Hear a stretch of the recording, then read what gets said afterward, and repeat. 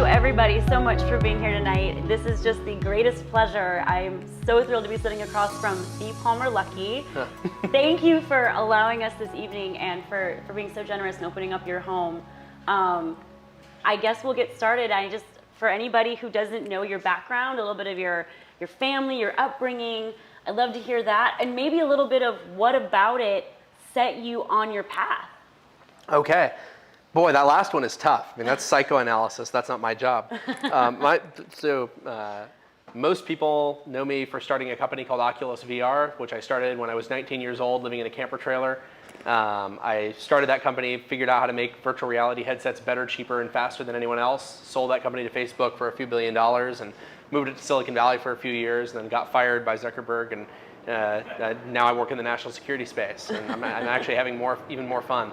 But I guess before that, working backwards, I worked in a University of Southern California research lab that was working on an Army program called BraveMind, which was treating veterans with post-traumatic stress disorder using virtual reality exposure therapy. I was not by any means a architect of BraveMind or even really doing much important work there, but it was my first exposure to kind of doing DoD-related work and also getting to work in the virtual reality industry.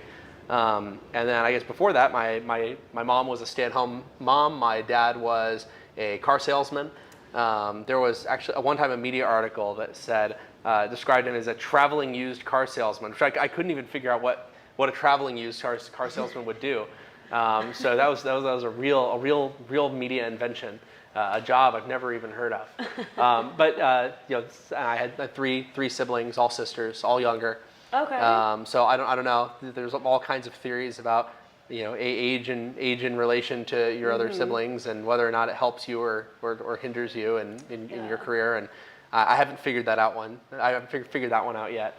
But I was also homeschooled and enrolled in college when I was 15 years old. And I got 3 years through Cal State Long Beach, and then I decided to drop out to start Oculus. My parents were pretty unhappy about that. So they told me I could not live in the house anymore since I was not going to school anymore. Pretty reasonable, I think. But Oculus ended up being the right choice. I felt like I had an opportunity. I felt like I could go back to school anytime. What I told people is I never dropped out of school. I just took a break from school because school will always be there. If some cataclysmic event occurred such that school were no longer even an option, then things are so bad in the United States that I don't need to be worrying about my lack of a degree. So to this day, I'm not actually a college dropout. I'm just taking a break. And who knows? Maybe I will return one day. Well, but so far I'm having a good time. Yeah, but now I'm working in the national security space, building autonomous systems for a variety of DoD customers and allied partners. Okay, so I hope everybody got that. That was a quick overview and really impressive, really incredible. Thank you. One thing I wanted to maybe dig a little deeper into, and it sort of dovetails into my next question, which is, entrepreneurship, the entrepreneur's journey. You speak about, deciding to drop out of school. You're 19, you want to start this company. Yep. The guts and maybe the gumption that takes. Nothing. I think it's hugely overstated, and I'll tell you why. Okay. I'll tell you why. Everyone talks about how scary it is to start a company, but it really depends on where you are in your life. If you are someone with a family and with kids and with a stable job, then that totally makes sense. What I don't buy, and I always push back on this, is this idea that starting a company as a recent college graduate or someone taking a break from college is some kind of crazy, incredible sacrifice. Because people are like, oh, it was so scary. I had to be so brave. It's like, no, you didn't. You don't have any family to take care of. You don't have a mortgage. You don't even have a career. You have nothing. So for me, I was working a minimum wage job and wasting my time to having Oculus. So for me, it wasn't hard to make that decision. I guess dropping out of school maybe, but if you can get your head past that, then it's actually pretty easy. So usually what I tell people is like, if you're going to start a company, especially for younger people, realize the stakes are lower when you're young than they will ever be. That's true. Unless you get to be old and also you've never had a career and you don't have a family and you have nothing better to do. In which case, you've probably got other issues to deal with. Anyway, I make that point mostly because I don't think it actually takes that much bravery when you're young to start a company. And I think more people should do that and recognize that really they're a coward for not. Oh, I like that, flipping the script. Okay. Ba-boom. Yeah, there it is. But you mentioned earlier a camper.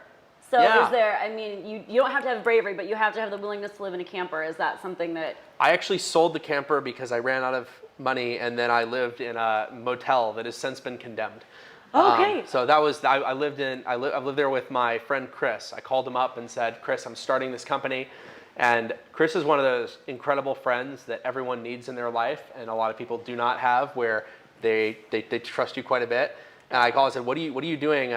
What are you doing in the next couple months? He said, oh, I'm starting school. I said, no, you're not. You're coming to work for me instead. And he said, okay. And so that was on a Saturday. And then on Monday, I picked him up in my minivan, and he packed all his stuff into the car, and we drove away. And his mom was very surprised. And you know, that was how Oculus started in the really early days. It was just me and Chris. That's amazing. That's really incredible. So it sounds like maybe bravery is overrated, but some level of scrappiness. Oh, you have to be scrappy, sure, and I mean, Yeah. you have to know how to make a dollar go far. But yeah, I don't think it takes a lot of bravery for someone with nothing to lose to start a company.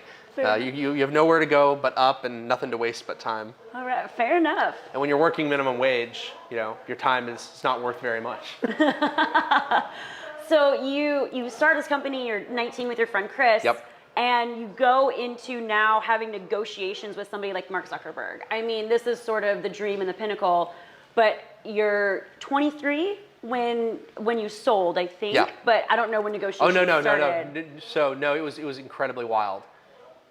The timeline was that I was 21 when I sold the company. Wow. So yeah, I was 19 when I formally started Oculus. I'd been working on virtual reality for years at that point as a hobby. Okay. So I started working on VR when I was 15 or 16. Started Oculus formally when I was 19 because I realized that I could do real-time pre-distortion on a graphics card in real time hundreds of times per second in a way that made it where I could use much cheaper lenses and still have the headset be much lighter and much wider field of view than anything out there. And that was kind of one of the key innovations that I think figuring out how to do that was the reason that Oculus was possible. Wow. But there were a whole bunch of other small innovations that we came up with along the way. You know, I hired a really good team of people. One of the things I loved about working in virtual reality is that nobody had any good reason to do it. And the reason that that's great is because in so many businesses, you get people who are there because you can make a good paycheck. Like, for all the lawyers in the room, I'm sorry about this, but there's people, this is crazy, you won't believe me. There's people who are lawyers, not necessarily because they've always had a passion for law. And I think there's people who work on Wall Street. It's not because they necessarily have a passion for running hedge funds. It's because those are places where you can make a really good living. There's a lot of money to be made. There's a lot of prestige. You can build a good lifestyle business. You can often retire early. All valid goals. Financial independence is great. The VR industry, by comparison, had never had a successful company in history. Every VR company in history had been a total failure. And there were a lot in the 80s and 90s, none in the early 2000s really, because it was such a dead idea. And so here we are in 2011, 2012. Everyone who worked for me was someone who was working on VR because they wanted to work on VR. Nobody was working on me because they thought they were going to retire early on it. Nobody was working for me because they thought it was prestigious or because they were going to make a lot of money. In a way, we were a band of misfits. Today, we call ourselves the true believers. It was all the people who worked at Oculus and on VR before Facebook bought our company for billions and kind of proved that this market was going to be going somewhere. And so, I mean, those were really cool days to work with a bunch of true believers who just loved virtual reality, loved the technology, loved what we were doing. And we didn't think we were going to make as much money as we did, as fast as we did. But we really believed that virtual reality was an important technology to work on, whether we succeeded in our particular iteration or not. Wow, true believers. The true believers, capital T, capital B. And you know, I still talk with all the true believers today. And I think what's interesting is all those true believers, they were the people who, when the going got tough, even later, so after we had lots of money to work with, you know, those were the guys who would still be in the office at midnight. They'd be the ones who were working 7 days a week because they were the ones that were there because they believed in VR, not because they were there for a paycheck. And like, to be honest, like, I hired people who were there and they saw, like, later, and they saw it as just a stepping stone for their career. It was, they'd come in, do it for a few years, move on to the next thing. And I'd say none of those people are still working in VR. They've all moved on to some. Hey, one of them actually is working on Wall Street. So I mean, it's really interesting to look at that in hindsight, and how privileged I was to work with a group of people like that. And now I get to do it again. Like my new company in the defense space, we have a lot of true believers who are there for similar reasons. The only difference is that everyone is very convinced that I'm going to make them money because I'm very, very good at making money, and everyone thinks I'm going to do it again for them. So. Fingers crossed. Yeah. And that was actually going to be my next question. So you build Oculus and you've got this like the passionate people, the true believers, and you've got this level of scrappiness. Yep. And so it's wildly successful. How do you approach your next venture with everything you've learned? What are you applying? What are you bringing with you? And how does that second one go? So I decided to start my second company in a totally different way than I started the first. Okay. At Oculus, it was a hobby, and I liked doing it, and I had no expectations of making money. But once you've had a measure of success, at least for me, you get addicted to it and you want to win. Also, just like I said, I was fired from my last job. So I have a chip on my shoulder and I'm bitter and angry about it. And so I have to prove to everyone that I'm better. And if I were to take a job where I would just go do something that was fun, but it wasn't particularly successful, then everyone would think that I'm a loser. And I don't want people to think I'm a loser. So for better or for worse, I was kind of forced in my next move. I said, okay, I have to do something that proves that they shouldn't have fired me, that I am smart, and that I'm not a one-hit wonder. Because being a one-hit wonder would be so depressing. If I had done Oculus and then failed in my next company and then failed again, I would be in a very mentally bad place. Oh. But instead, I'm doing pretty good. So I guess the difference here is on my second company, I didn't approach it as like, oh, let's just see what happens. I'll just do what I like doing and maybe it'll be fun. I have a lot of hobbies. There's lots of things that I like doing. I collect erotic anime figurines, but I didn't start an erotic anime figurine dealership because you can't make money doing that. And so I said, okay, there's kind of three things I think I can make money doing. And there were three areas I thought about starting a company in. One was working in the national security space. I thought, okay, cost plus contracting is a broken contract structure. It leads to massive cost overruns. Everyone has the wrong incentives. I think that I could start a company that does a lot of these things that companies like Lockheed and Raytheon and Northrop are bad at doing, that I'm good at doing, and that I can hire people who are good at doing those things.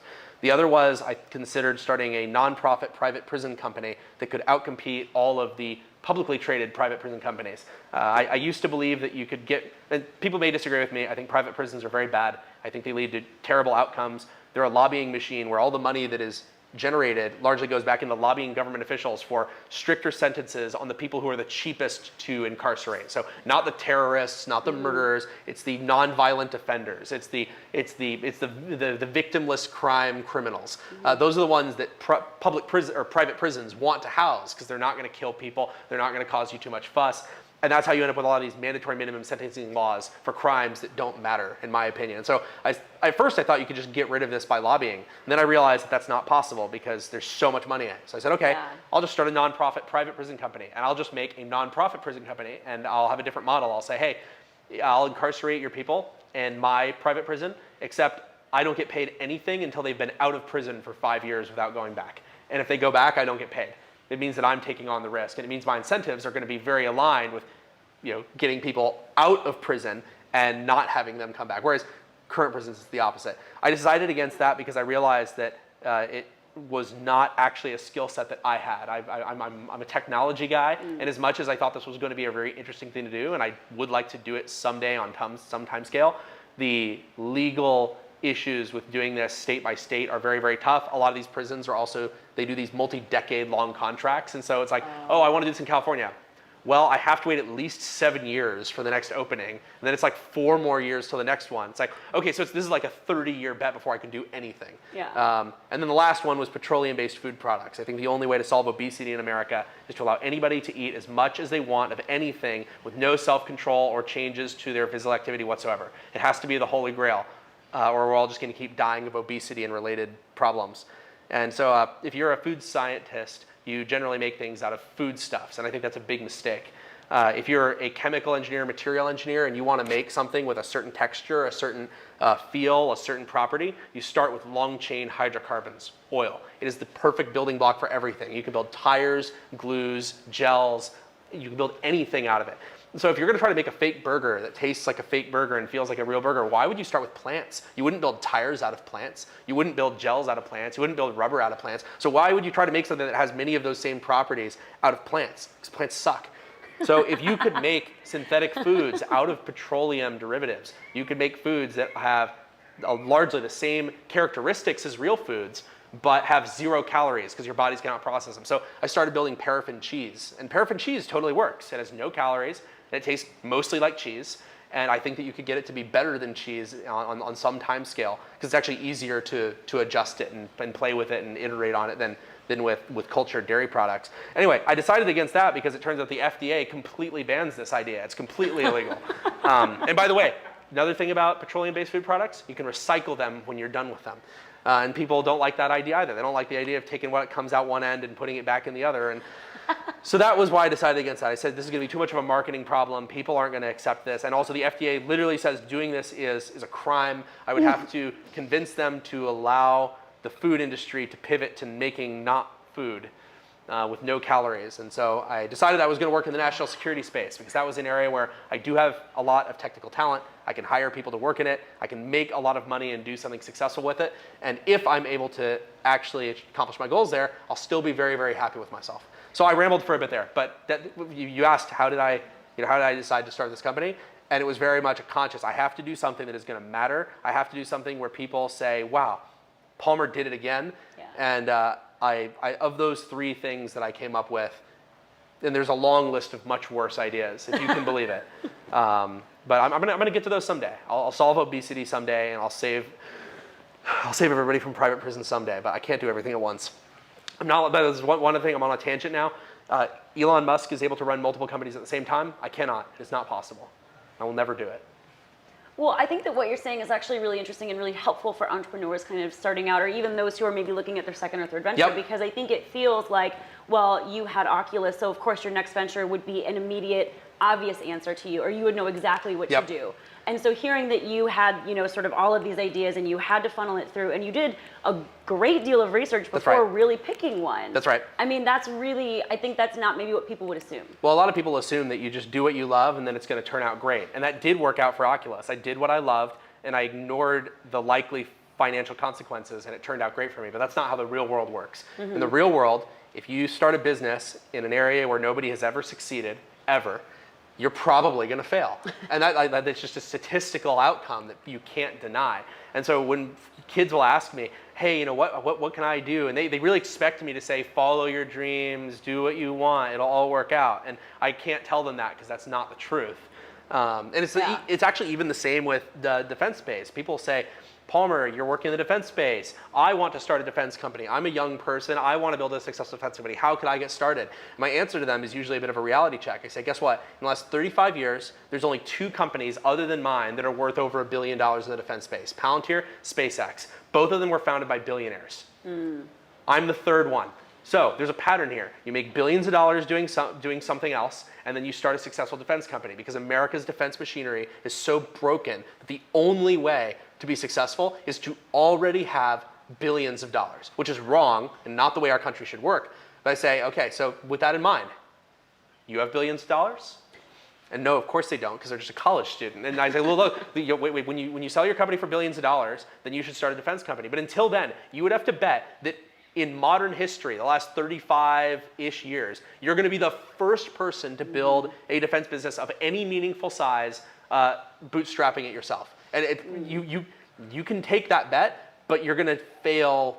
I mean, there's been thousands of people who've tried this, maybe tens of thousands. And would you rather do that, or would you rather say, you know what? I'm going to pick an area where I'm confident that if I do well, I actually can make a difference, and I can make something of size and substance and scale. And then you can go tilt at windmills later. After you've made a little bit of money, go tilt at all the windmills you want. But first, do something that even if it's not your top passion, your top priority, you should be willing to do things that you think are going to make money. And I think this is not advice that young people get enough.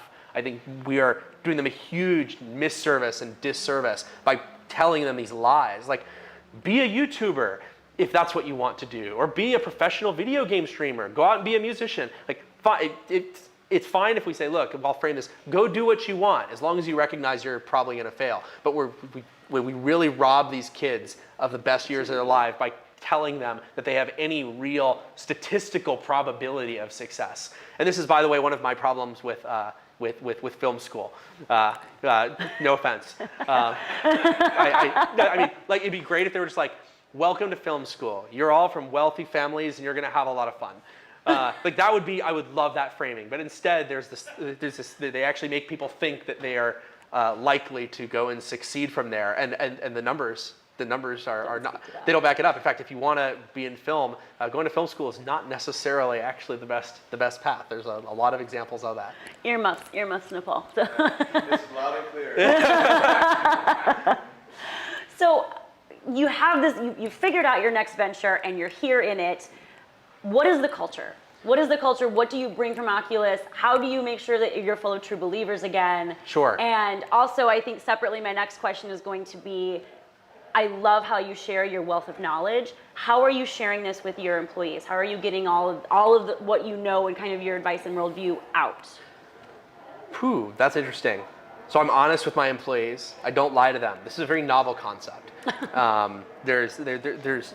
My experience is that a lot of companies, especially as they get larger, they have a public communications team, and then they often have a sort of internal communications team, which is really just how do we spin ourselves not just to the people on the outside, but the people on the inside? And I think that's a terrible idea. People on the inside need to understand what they're dealing with, even when it's bad, because they're the ones that you're relying on to fix it. Yep. And so the only way you would ever want to lie or mislead your own people is if you think you're going to fix it all on your own by tricking them into doing the right thing instead of relying on everybody to come up with ideas on how to fix things. So I think we have a very honest culture, and that means being brutally honest when things are working, when they're not working, about why that is.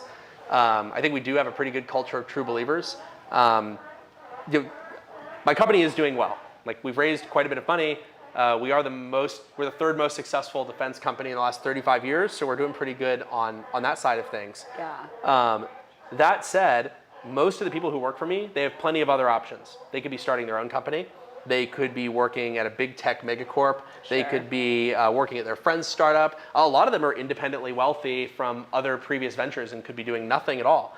And so a lot of the people that are at Anduril are here because they believe that it is important for the United States to have a strong military. They don't want China or Russia to achieve technological supremacy over the United States.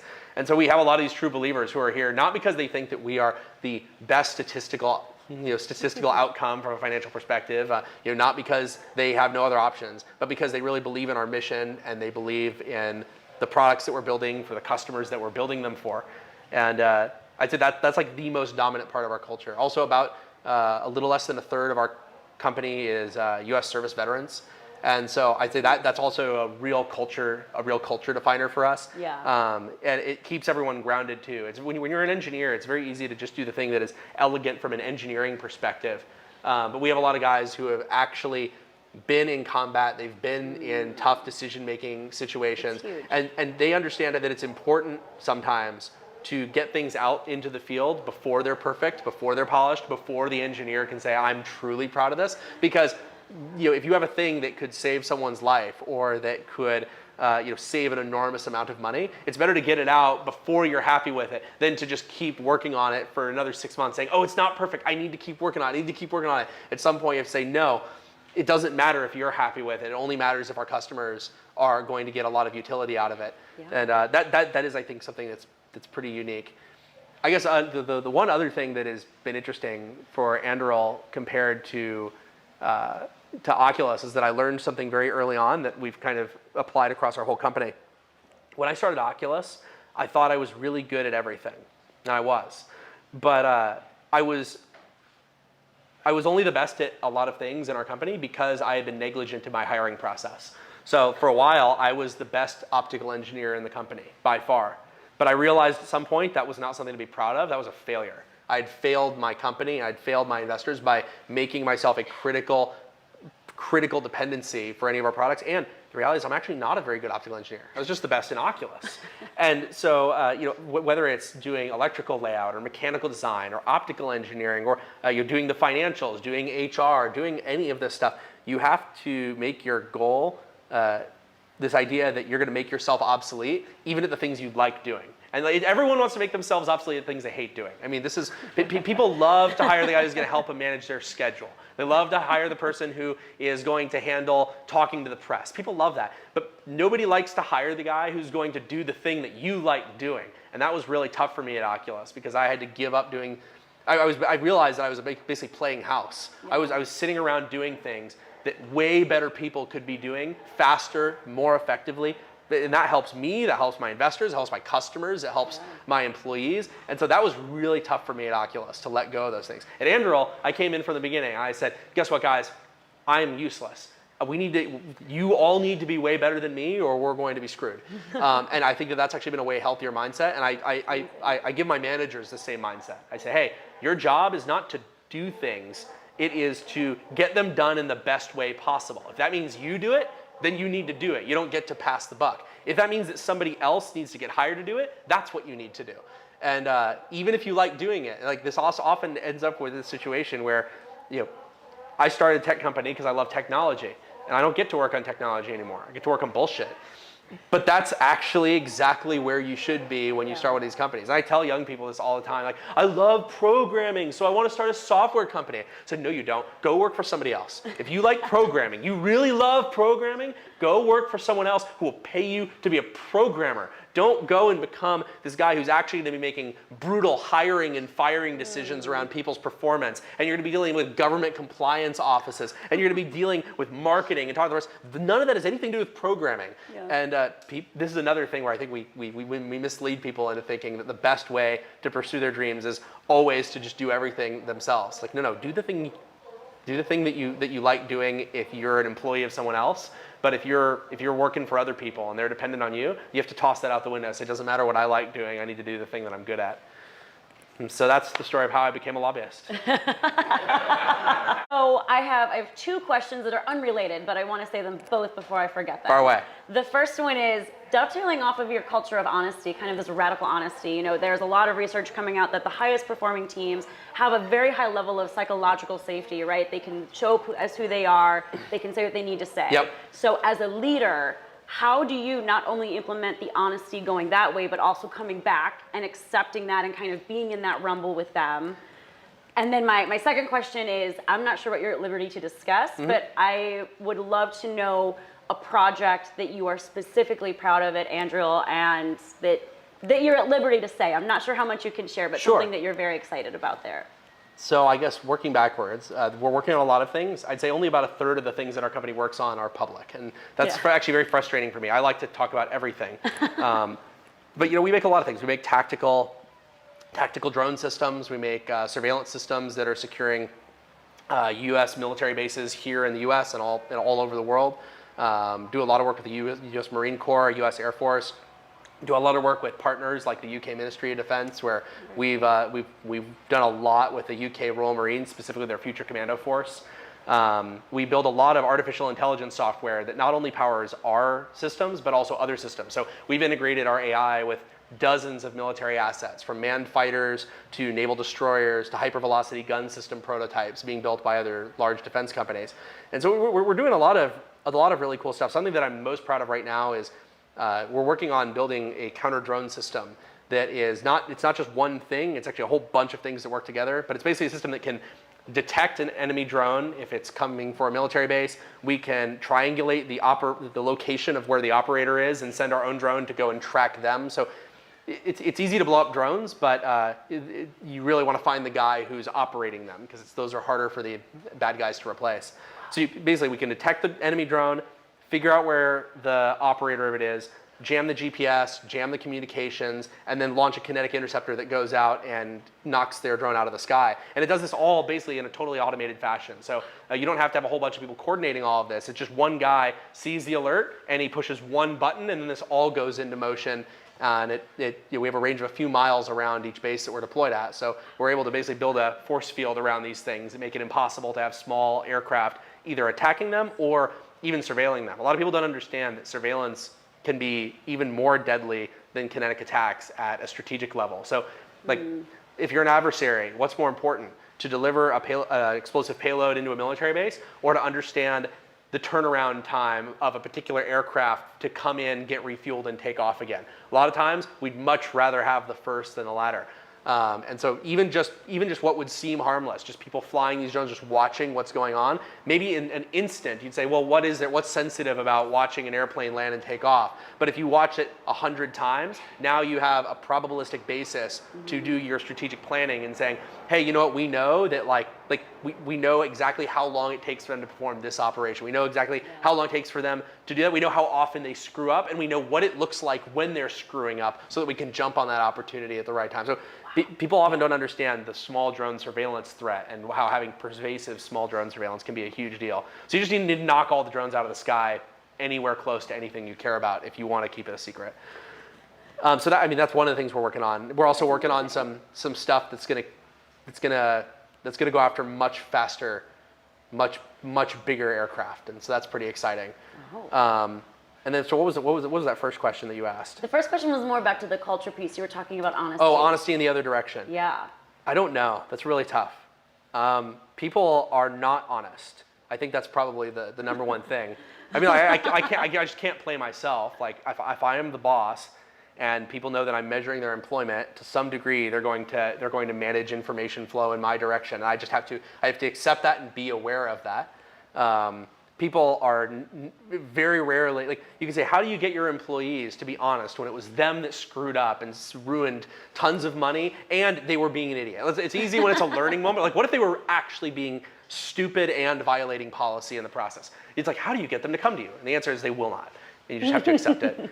But I think that one thing that you can do to mitigate that is to try to work on the ground with people to the greatest extent that you can. Yeah. I'd say most of my teams are pretty honest with me, and they may not always be willing to say when they're screwing up, but certainly they'll tell me when I'm screwing up. Okay. And that's because I've made clear to them, like I think that you kind of have to align incentives. There's no amount of just lecturing someone that is going to cause them to change their values. But if you say like, hey, I'm going to lay out a very clear structure here where look at all these past examples of when I had a bad idea or when I was running something poorly and then someone pointed out how we could improve and then I actually changed and adopted that and did that. When people see that happening consistently, they're a lot more likely to speak up when you're screwing up because they've seen it before, they've seen it happen over and over again.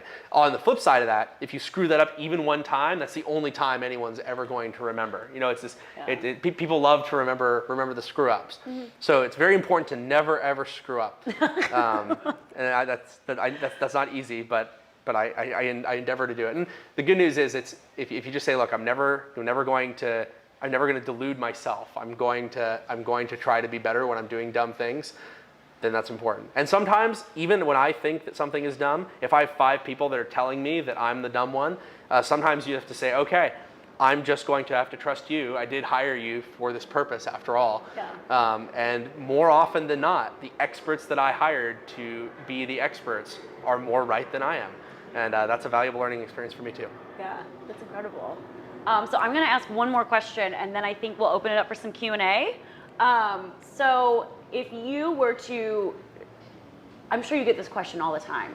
So I'm going to try to give it to you in a way that's new. All right. What would be your number one choice, your most favorite area to be disrupted next? So not the one that you think is most likely, but what area outside of the 2 you mentioned for the companies you were looking at starting, what would be your most favorite area you'd love to see disrupted?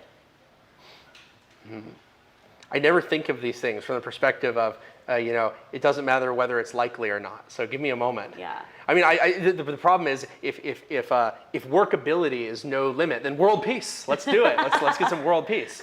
But almost everything I do, I'd say I'm not trying to blow your question away, but I am saying generally everything I think about is in the context of how practical is this, how possible is this, and therefore should I put time and effort into it. I mean, if I really got to blow that away and it isn't world peace or some other Miss Universe answer, I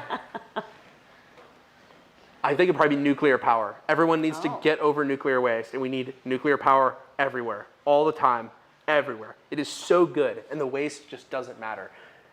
Nuclear waste is so easy to manage compared to every other problem. And just so you know, some people care about this because they care about carbon emissions, they care about the environment. Those people have a great argument in that context. Like fossil fuels are much, much worse at putting carbon dioxide out than nuclear. I'm actually not worried about climate change, not because it's not happening, but because I think man will bend nature to his will whenever he desires. Like I think we can chill the climate or heat the climate basically at will if that's what we want to do. There's lots of ways to do it. They're not popular, but geoengineering and terraforming are not that hard. We understand it really well. We don't understand all the consequences, but we can definitely make the world hotter or colder. That part is not in question. I mean, you see people talking seriously about terraforming Mars. If you can terraform Mars, you can definitely shift the Earth a few degrees one way or the other with carbon dumps or with solar blockers or even just making a little bit more clouds out in the Pacific. But I'd say nuclear power, because nuclear power is all on its own. If we had it at scale, and if we had lots of it, we could actually achieve the 1950s, 1960s dream of power that is too cheap to meter. Power that is too cheap to meter would be so incredibly valuable for our country. There's so many different industrial processes that are energy intensive. There's a lot of things where we're losing to China and losing to Russia because energy is expensive. If we could make our energy so cheap that we're not even metering it, that is how you get steel to roar back in the US. That's how you get aluminum to roar back in the US. That's how you get cement to come back in the US. That's how you get a lot of these manufacturing industries to be much more cost competitive in the United States. So if I could just pick one thing, wave my magic wand and we had it, I'd say nuclear everywhere, nuclear everything. And then the waste is not that hard to deal with. We could just build Death Mountain out in the middle of the desert and we'll bury it a mile underground. It'll be totally fine. And people are like, oh, but what if people walk over it in 1,000 years? Like, you know what? After a few people walk over it and they come across it and they die, they'll figure out that it's bad news too. And they're like, oh, but you really would kill that guy? It's like, well, we lose guys in coal-fired power plants every single day. So I'm worried about the guy who's dying today, not the guy who's going to die 1,000 years from now slowly of cancer. Anyway, maybe that's too cold, but that's my view and I'm sticking to it. Great answer. Okay, can I ask one more question? Are we okay? All right, Grazie a Dio, what we do is we create best for the world leaders. That's our thing. So if you could maybe in one sentence, one paragraph say what the leaders need for tomorrow, if you could build a perfect tomorrow leader, oh man, what is that? A perfect tomorrow leader would completely ignore what their preferred political allies think is the right thing to do, and they would ignore what the established experts tell them what to do, and they would say, you know what? I am going to figure out I don't want to say on your own, because actually figuring things out on your own is usually a bad idea if you're not an expert. But there's a difference between figuring things out in the framework that somebody else has built and saying, I'm going to go out myself, I'm going to get a bunch of experts together, they're going to tell me what the best thing to do is outside of their existing framework. Like here's an example, because what I'm saying right now is very general, and anyone can say things that everyone agrees with, but it's the same as saying nothing. So specifically, if you talk to a lot of scientists, people say, listen to the scientists. Well, there's a big difference between what a scientist, especially an academic, will say in private and what they will say in a published journal.